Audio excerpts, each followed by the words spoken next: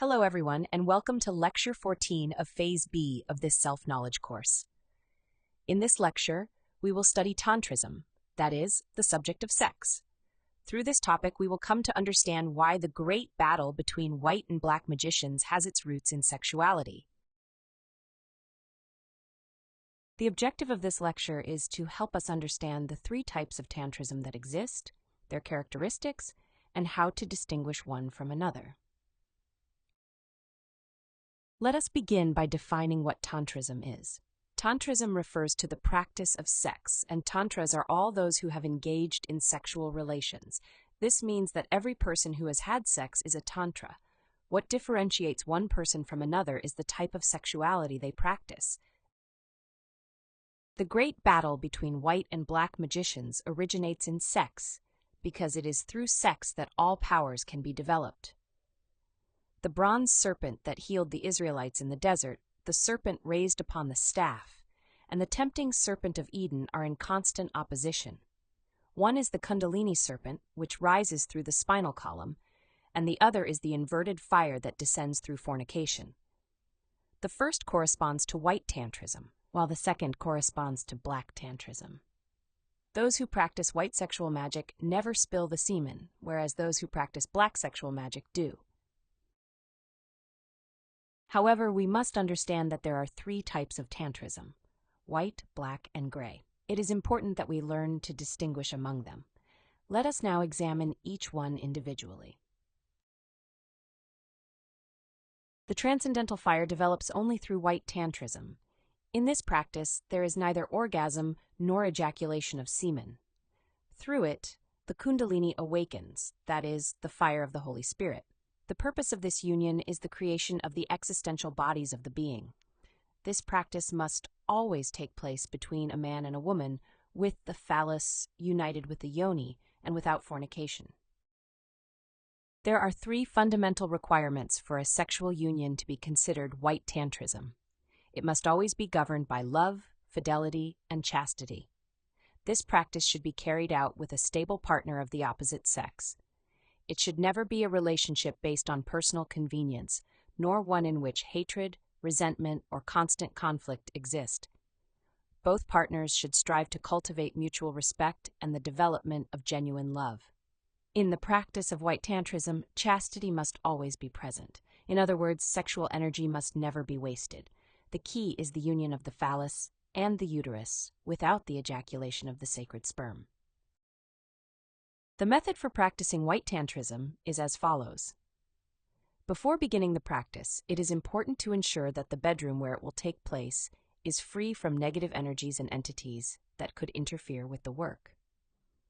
To accomplish this, we perform the conjuration of Balilin and the magic circle of protection, which we studied in Lecture 7 of Phase A. Afterward, both partners should request assistance from their inner father and divine mother for the practice. This petition should be made sincerely, using one's own words and directing the request from the heart. Next, the couple proceeds to awaken the sexual fire through caresses and kisses until the female yoni is properly prepared and lubricated for penetration. Once this has been achieved, the connection of the lingam with the yoni takes place, that is, the union of the penis and the vagina. When the sexual connection has been established, both partners begin the transmutation of the sexual energy through a breathing process consisting of 3 stages. First comes the inhalation. Both partners inhale deeply and slowly through the nose, attempting to extend the inhalation to approximately 20 seconds. As the air is inhaled, one should imagine it filling the lungs and then being directed toward the sexual glands. The second stage is retention. The breath is held for approximately 20 seconds while imagining and feeling the sexual energy, like a golden thread, ascending from the sexual glands to the coccyx and then rising through the spinal column, vertebra by vertebra, until it reaches the point between the eyebrows. Once the energy reaches the point between the eyebrows, the air is exhaled slowly while prolonging the following sound.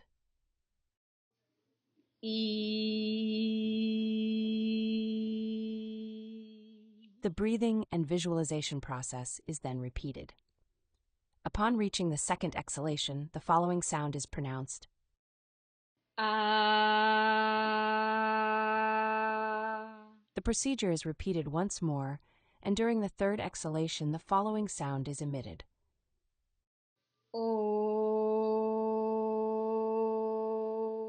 This cycle should be repeated as many times as necessary to transmute all of the sexual energy.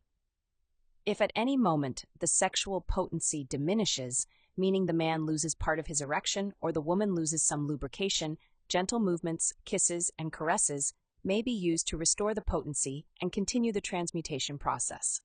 The essential point is to conclude the practice without spilling the creative sexual energy, that is, without ejaculation or orgasm. During the first two initiations, corresponding to the regeneration of the first two solar bodies, the physical and the vital, the energy is raised only to the point between the eyebrows. This process of raising the energy to the point between the eyebrows is known as the bass clef. It receives this name because the path followed by the energy resembles the shape of this musical symbol, and because the bodies being regenerated at this stage correspond to those that vibrate with the lowest musical notes. During the creation of the higher solar bodies, namely the astral, mental, and causal bodies, the energy follows a different path. It rises from the sexual glands to the coccyx, ascends through the spinal column, reaches the point between the eyebrows, and from there descends to the heart. This process is known as the treble clef. At this stage, the bodies that vibrate with higher musical notes are created. The energy must be directed toward the heart because, just as the development of a physical embryo begins with the formation of the heart before the other organs emerge, so too the development of these higher embryonic bodies begins through the heart. In this case, the same process of inhalation, retention, and exhalation is followed, using the same three sounds. This procedure is repeated as many times as necessary to transmute all the sexual energy, always concluding the practice without spilling the creative sexual energy. It is very important to remain focused throughout the practice and not allow the mind to wander through distractions or unnecessary thoughts. The consciousness must remain attentive to the work being performed. Imagination also plays a fundamental role. For the wise, to imagine is to see and to create. Therefore, we must make a sincere effort to visualize the energy ascending through the spinal column. Willpower is equally necessary, for it is the strength that allows us to overcome desire. Some important recommendations should also be taken into account. Do not practice during the menstrual period. A period of 7 days should be respected. Do not practice during pregnancy or while breastfeeding. Practice only once per night, since the sexual glands work alternately, one each night, and a minimum of 20 hours should pass before working with the other. Each person should concentrate on their own sexual organs, since each one works with their own energy. After the practice, wait at least 2 hours before taking a shower. The room should be kept in excellent hygienic and sanitary conditions. Contraceptives should not be used, since they isolate and affect the creative power of the sexual energy. It should be remembered that this practice itself constitutes a natural form of fertility control because its success depends upon never reaching orgasm or ejaculation. The reproductive system and the spinal column should be in good condition. Always remember to make only gentle movements in order to avoid the loss of energy and prevent a sexual fall. Above all, cultivate patience and perseverance in order to control and eliminate the defect of fornication, which leads to the expulsion of energy through orgasm and ejaculation. The ascending fire possesses the power to awaken the chakras and open the 7 churches of the Apocalypse of St. John that exist within the spinal column. It guides us along the path of intimate self-realization. For this purpose, the only path that truly works is white Tantrism. Let us now examine what Black Tantrism consists of. In Black Tantrism, the awakening of the igneous serpent is sought in its strictly negative aspect. There is a connection between the lingam and the yoni, accompanied by magical rites and seminal ejaculation. According to this teaching, the sacred fire, instead of ascending, rushes downward from the coccyx toward the atomic hells of the human being. Black tantras reabsorb the semen after it has been spilled. The result is considered fatal because the semen, having been expelled, becomes charged with negative or satanic atoms. Upon re-entering the organism, these atoms acquire the power to awaken the Kundalini in a negative manner. As a consequence, the so-called tail of Satan appears, the abominable Kunda buffer organ, the second serpent that opens the 7 chakras located in the lower abdomen, known by the Mohammedans as the 7 gates of hell. Black magicians frequently teach that it is possible to awaken the Kundalini while spilling the sexual energy, without a stable partner, with multiple partners, through participation in orgies, homosexual practices, oral sex, anal sex, or masturbation. The result is that the spinal fire, instead of ascending through the medullary canal, descends toward the atomic infernos of the human being and crystallizes the tail of the Kunda buffer within the astral body. In this way, the individual gradually becomes internally a true demon. Let us now examine what Grey Tantrism consists of. Grey Tantrism is the sexual practice whose purpose is merely animal enjoyment, without any transcendent aspiration. This is the form of sexuality practiced by the vast majority of humanity. In it, people seek pleasure and the expulsion of their sexual energy without any knowledge of the power contained within sexual practice or sexual energy itself.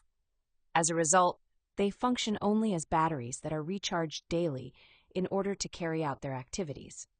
Yet, because they continually fornicate, they constantly feed the subhuman entities that exist within themselves, namely the ego, as well as external entities that seek to steal human energy. These entities understand the power of sexual energy and use it for their own perverse purposes. It is important to understand that all gray tantras inevitably become black tantras. Every fornicator, even when unaware of black tantrism, is nevertheless considered a tantra and inevitably becomes a dark personality with the tempting serpent of Eden fully developed. This occurs because, with each act of fornication, the seminal envelope progressively darkens until the individual reaches a point where he becomes conscious of the power of sex and deliberately chooses to use it in the pursuit of power, prestige, material possessions, domination over others, and similar objectives. Remember that if we truly aspire to the intimate self-realization of the being, the only path that genuinely works is white tantrism. We hope that this lecture has helped you understand and distinguish the 3 types of tantrism. We invite you to join us for our next lecture, where we will study the organization of creation within the universe, a fascinating subject entitled The Ray of Creation. Thank you very much for your attendance. Until the next lecture.